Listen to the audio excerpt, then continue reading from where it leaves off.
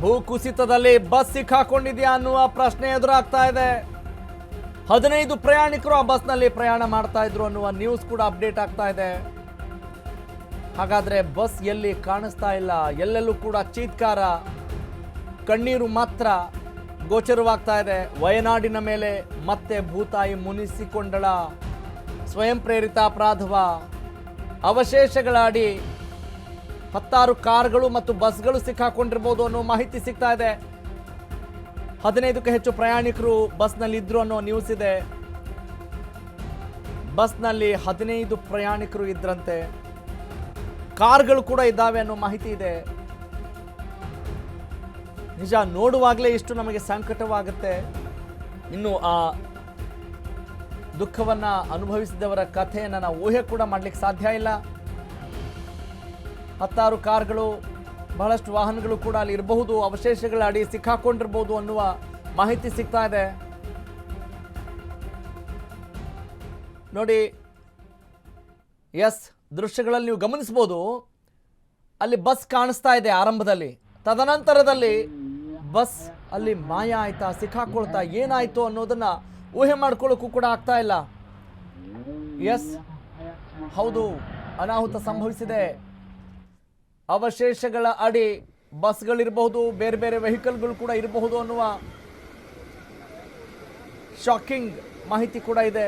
ಆದರೆ ಏನೇ ಆಗಲಿ, ಅಲ್ಲಿರುವಂಥವರು ಬದುಕುಳಿದು ಬರಲಿ ಅನ್ನುವ ಪ್ರಾರ್ಥನೆ ನಮ್ಮ ಕಡೆಯಿಂದ. ಅಲ್ಲಿ ಹತ್ತಿರದಲ್ಲಿ ಕಾರ್ಮಿಕರು ಸುಮಾರು ಜನ ಇರಬಹುದು ಅಂತ ಹೇಳಲಾಗ್ತಾ ಇದೆ. ಬಸ್ಸಲ್ಲಿ ಪ್ರಯಾಣಿಕರು ಇದ್ದಾರೆ ಅಂತ ಹೇಳಲಾಗ್ತಾ ಇದೆ. ಇಂಥ ಸಂದರ್ಭದಲ್ಲಿ ಏನ್ರಿ ಮಾತಾಡೋಣ ಅನ್ನುವ ಭಾವನೆ ಕೂಡ ಬರುತ್ತೆ. ಯಾಕಂತ ಹೇಳಿದ್ರೆ ಬರೀ ಭಯದ ವಾತಾವರಣ ನಿರ್ಮಾಣವಾಗಿರುತ್ತೆ.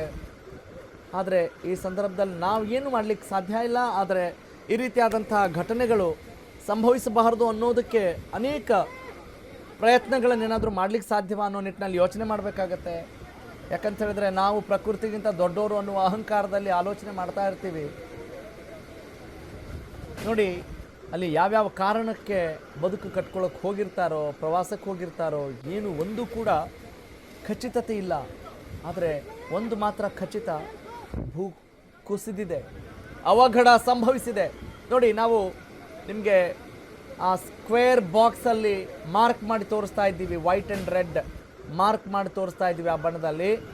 ಅಲ್ಲಿ ಭೂಕುಸಿತ ಸಂಭವಿಸಿದೆ,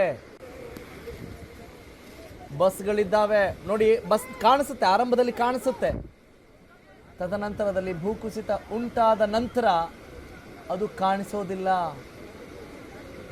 ಹೀಗಾಗಿ ದೊಡ್ಡ ಮಟ್ಟದ ಅವಘಡ ಸಂಭವಿಸಿದೆ ಅನ್ನೋ ಮಾಹಿತಿ ಇದೆ. ಒಟ್ಟಿನಲ್ಲಿ NDRF ಟೀಮ್ ಆಗಿರ್ಬೋದು, ರಕ್ಷಣಾ ಕಾರ್ಯಾಚರಣೆಯಲ್ಲಿ ಬಹಳಷ್ಟು ಜನ ಕೂಡ ನಿರತರಾಗಿದ್ದಾರೆ. ದೃಶ್ಯದ ಬಲಭಾಗದಲ್ಲಿ ನೀವು ಅದನ್ನು ನೋಡಬಹುದು. ಆದರೆ ದೃಶ್ಯವನ್ನು ನೋಡುವವರಿಗೆ ಮೈ ಜುಮ್ಮನ್ನಂತೆ, ಎದೆ ಜಲ್ಲನ್ನತ್ತೆ, ಭಯದ ವಾತಾವರಣ ನಿರ್ಮಾಣವಾಗುತ್ತೆ. ಆದರೆ ಅಲ್ಲಿ ಇರುವಂಥವರ ಸ್ಥಿತಿ ಇನ್ನೂ ಕೂಡ ಗಂಭೀರವಾಗಿರುತ್ತೆ. ಆದರೆ ಅದೃಷ್ಟವಶಾತ್ ಅವರೆಲ್ಲರೂ ಕೂಡ ಆರಾಮಾಗಿ ಬದುಕುಳಿದು ಬರಲಿ ಅನ್ನೋದಷ್ಟೇ ನಮ್ಮ ಕಳಕಳಿ.